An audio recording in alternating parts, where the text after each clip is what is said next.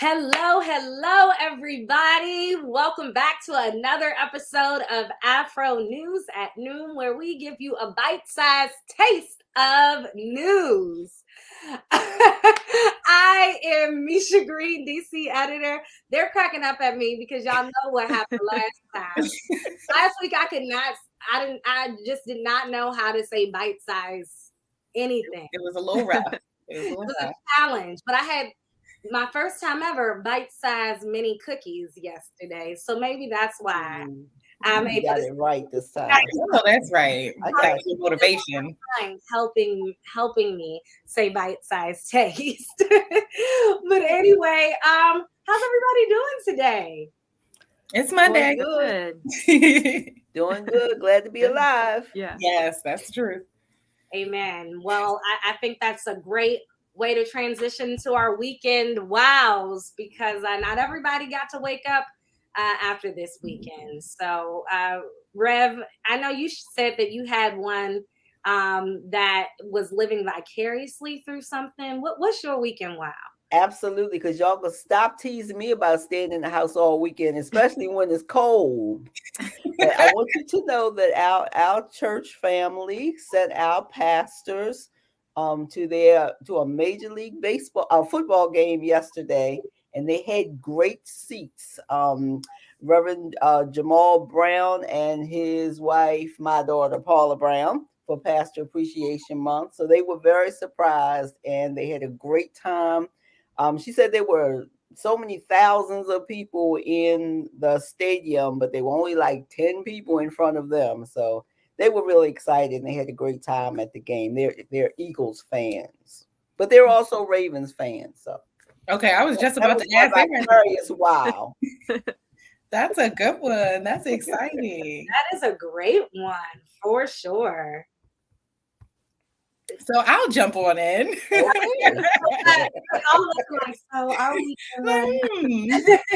But yeah, so we talked a little bit about this backstage, but I went to go see The Waitress on Broadway at the Hippodrome.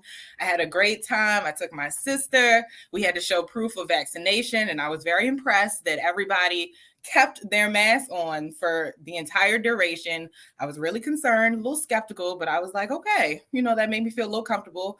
That was about the most people that I've been around since the pandemic started. So I was a little uncomfortable. I didn't expect them to sell out the show, all the seats, but all the seats were filled, and it was still cool. I kept my mask on, and I was just breathing, just trying to breathe regularly and not freak out. But it was cool, and it was a great show. So that was my weekend. What about you, Megan?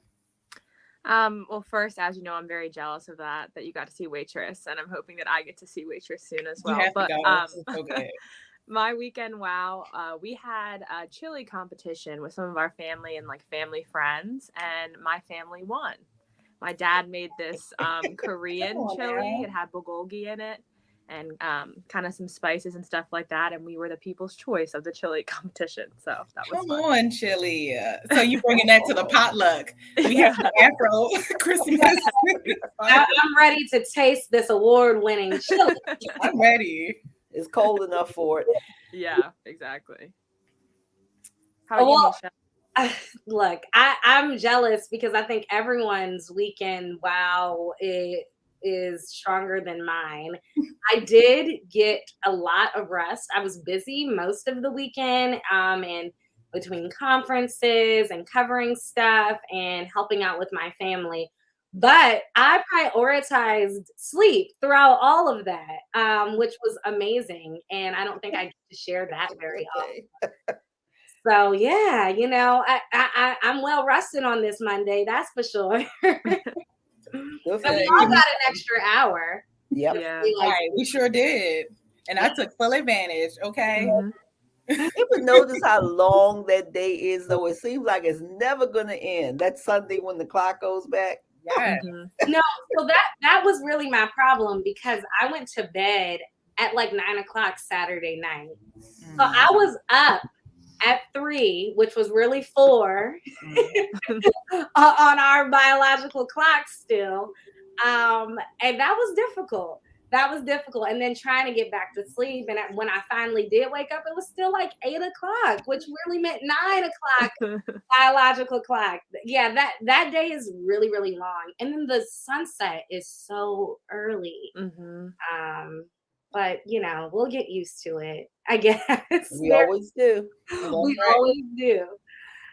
So what's the news of the week? I think daylight savings is actually a really serious piece of news. Everything sort of goes weird and haywire right around this time.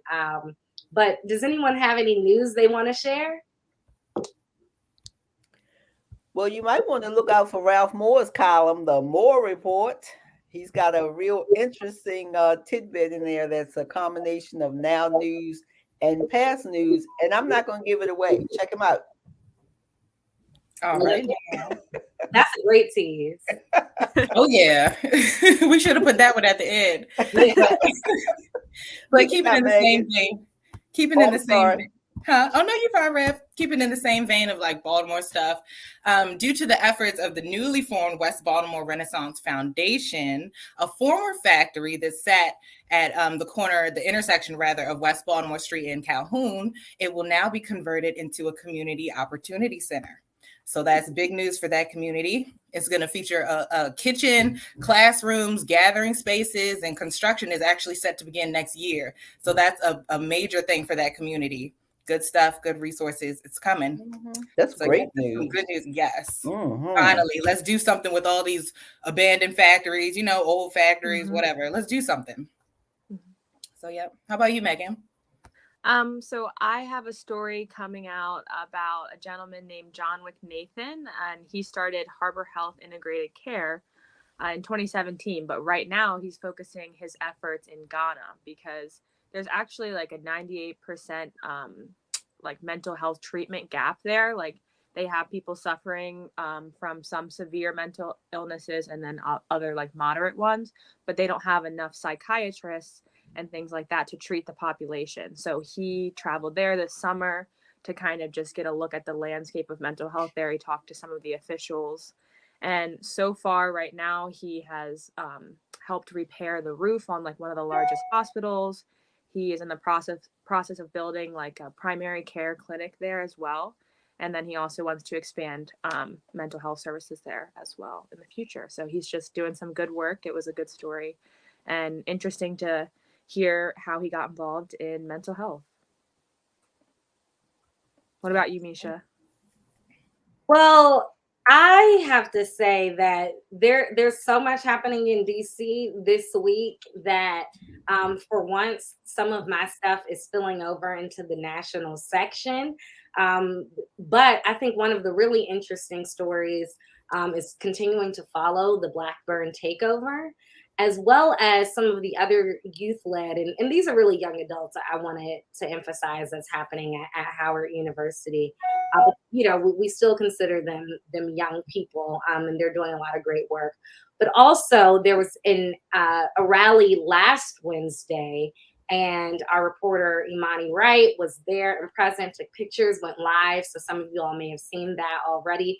But he has a story coming in about that rally. What was going on? Why were the youth leading that in particular? And why are we counting on young people's voices to help demand change at Capitol Hill and at the White House? So I'm really excited about that piece and to hear about the young people who are leading the charge. They're our next generation. Stay tuned for that story as well as a lot of great stuff. I know that we only teased the very tip of the iceberg. We have so much going on in this week's Afro. But before we close, I know we have some hot takes this week. And I wanted to make sure we honor that and advise that and let you guys know what's going on, but also say that we are keeping those who we're talking about in our thoughts and prayers for sure. So I'll jump in and then you guys correct me if I'm wrong, fact check me, all that jazz. But on Friday, I actually got a chance to watch the live performance of Astroworld which is Travis Scott's annual performance.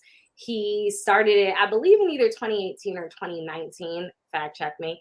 However, and I went to the Astro World performance that actually happened in DC for it. It was phenomenal. I mean, he had a roller coaster on stage, and it was a true, I think, sight of creative vision and what we can do as artists and platform that artists have.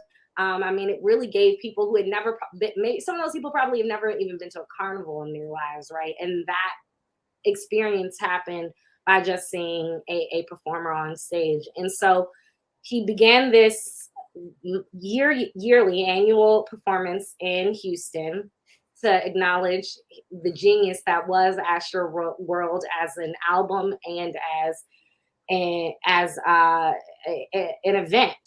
And this year, he was able to bring it back, and Live Nation was able to get some sort of deal with Apple, and it was streamed live, which is why I could watch it from my home. And it was phenomenal. Did anybody else see it? Did anyone see clips of it yet?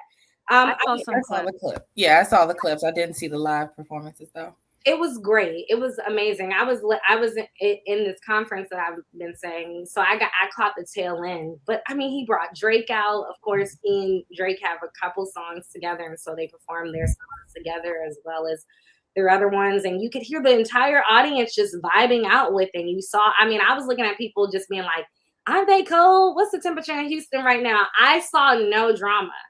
However, right after the performance, it came out that 8 people died and scores were injured from the Astro World event, so much so that they canceled day 2 of the concert and carnival. Somebody else jump in. I mean, it's just terrible. It's very tragic and very upsetting. One of the youngest victim was 14 years old in high school, and I just can't imagine. And I mean, I think it's frustrating to attend an event that you're supposed to have fun at and everything like that, and you're not being kept safe. I think some of the clips that I saw from the event were kind of like there were crowds on 2 different sides, and they were it started by some people were throwing stuff at everybody, and I think maybe security should have made an example of some people that were maybe starting kind of some fights or getting a little bit too rowdy, just so that things didn't get out of hand. I think Travis Scott has made a statement, he kind of acknowledged it a little bit, but I don't know what's going to happen next, because there's somebody started a lawsuit, one of the people that was injured on Saturday. Yeah. And I think the family of one of the victims also have joined in on that. I know that they're suing Live Nation, Travis Scott, and Drake. Mm-hmm. Jess, you were going to share. Yeah, and it's just like Megan said, it's an absolute tragedy because it was 50,000 people who were there in person. I heard, and obviously check me, but 100,000 tickets were sold, but I think only half were able to come in person, and that was completely sold out. So, essentially you have 50,000 people in one place crowding around one, a stage, platform, whatever, trying to see an artist, everything like that. You have loud music. Obviously, the concert, it was daytime when people arrived, but it went into the nighttime. So visibility was low. I saw, I started following the story on Instagram as details and stuff started to come out on Saturday and, obviously throughout the weekend. And it was just one person, who was there, they describe it as being like a literal hell. Because they said it was so hot, that's why people were passing out. There was nowhere, they could get fluid or, get quick access to restrooms, rest areas, things like that. It was just terrible. And then they said the crowd started to surge. So, and when I was reading all this, I'm like, oh my God, because we've all, like you just said, Misha, you've been to a concert. I've been to concerts. I'm sure Rev and Megan have been to concerts. And it's like, how many people are there. You see what I'm saying? And so it's like, I can't imagine just everybody being on one level, and trying to crowd around this, to their favorite performers and everything like that. And obviously you have people from all age ranges and everything, and we all know, let's not act like we don't know what happens at some of these parties at, Lollapalooza and, Coachella, some of these other events. People are taking drugs, people are drunk and, intoxicated, and they're rowdy and, whatever. You see what I'm saying? They're trying to have a good time, all in the spirit of having a good time, but people can get hurt. There were a lot of people who were trampled. It was a lot of people who just passed out, and when the music is so loud and the crowd is, it's so much going on, you can't see these people. And obviously from the stage, like I saw a clip where Travis Scott was on stage and he was like, hold on, like, he had to tell, he cut the music and was like, hold on, address this, come on, help the people over here, because apparently somebody had passed out and they were trying to get his attention. And it's just terrible all the way around, no matter how you slice it. It's sad that Travis Scott is taking a hit for this, and even some people tried to come for Drake. I saw that too, just because obviously they're the big names, but it's kind of like this, it just, they didn't have the proper safety precautions in place to protect people of a crowd of that magnitude. It's no way that emergency responders couldn't get to people in time. Like that's insane. 50,000 people, and you only brought like, I saw it was like 8 fire trucks, 8 medical staff. Come on now, like we gotta do better. So I definitely think there was some negligence there. It might not have been on purpose, but people died, and somebody has to pay for that. So I'm gonna get off the box. Well, it's funny you say that, Jess, because the guy the person who went live right after and said that this was like a concert in hell, and he was talking about, just seeing bodies laid out, etc. And one of the things that was really interesting is that he brought somebody else on the live who did not go. His parents didn't allow him to go actually this year. And so he didn't go. But that guy said, who he brought on, said that there was way more security in previous years, that from what he noticed and from friends that were there, than was evident on Friday. I think those 100,000 tickets that you're talking about, Jess, is the case. It's just that 50,000 people did not get to go because it was canceled the following day. Mm-hmm. But I saw something, and I don't know if anyone else saw this, that there's some thought that this had nothing to do with crowd control, and that there was somebody potentially drugging someone with a syringe. One of the officers, I think that the attending officers or security guards, actually had a prick in his neck that was evident that he had been drugged. Did you see that, Red? I did hear that on the news, that, and actually I heard his voice saying that somebody had drugged him. So I mean, it's a real sad situation. Not only the families who lost people there, but the people who were there and were traumatized in other ways, that they were crowded in and they couldn't get out. They were trampled and whatever. Even if they weren't physically hurt, the trauma of having been locked into that situation can be pretty hard. So we have to keep those in mind for prayer and good thoughts also. Mm-hmm. For sure. Yeah. So it's heavy. And, when I read it, first saw those headlines and the news break it just weighed so heavily upon me because, I love to go to concerts, and it's like, I can't even imagine what those people went through. Just like, to your point, Rev, how, other people who weren't necessarily injured per se, they saw the bodies dropping. Imagine being that person who, tried to help somebody and resuscitate somebody and they died. You see what I'm saying? So it's just so much trauma, and it's just, it's real messy, y'all. It's real messy. So let's not talk about this so I don't log off and go cry somewhere. Yeah.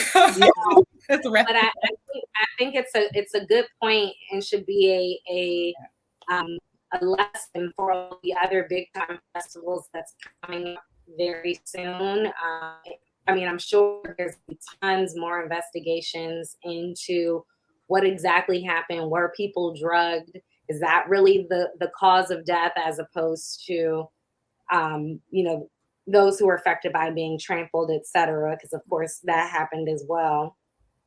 But I've been to many like outdoor festivals like that where I have felt for 5 seconds that I might lose my life. I chaperoned a couple of years ago, my niece and her best friend to Made in America, which is another big time festival. It's in Philly. I had been before. I've been to other festivals on those grounds, and to see Jay-Z, which actually was my big thing. They didn't, they're Gen Zers. They didn't care as much about about Jay-Z as I did.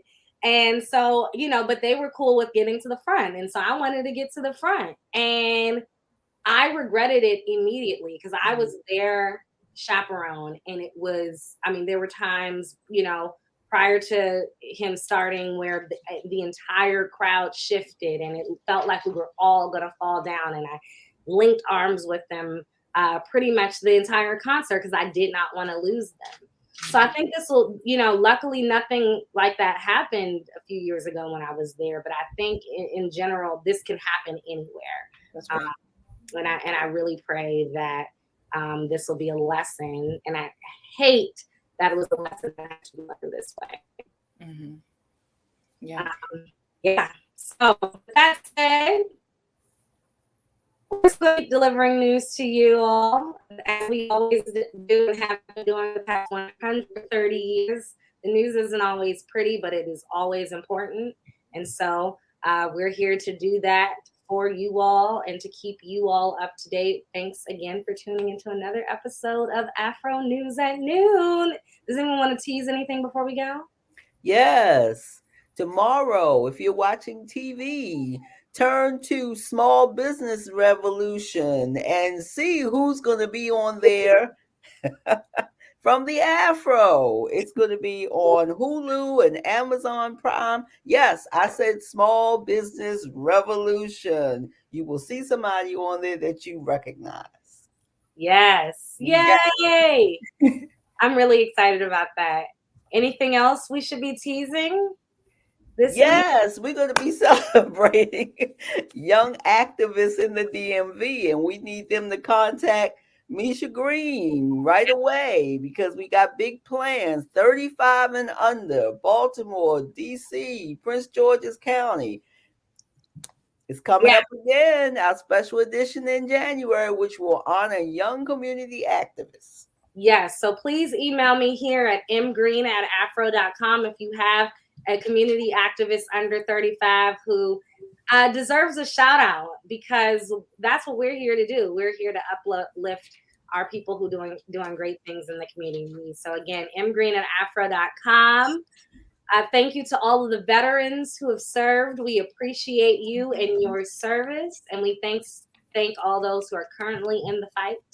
And we applaud you and honor you and uplift you this week and always. Take care, everybody.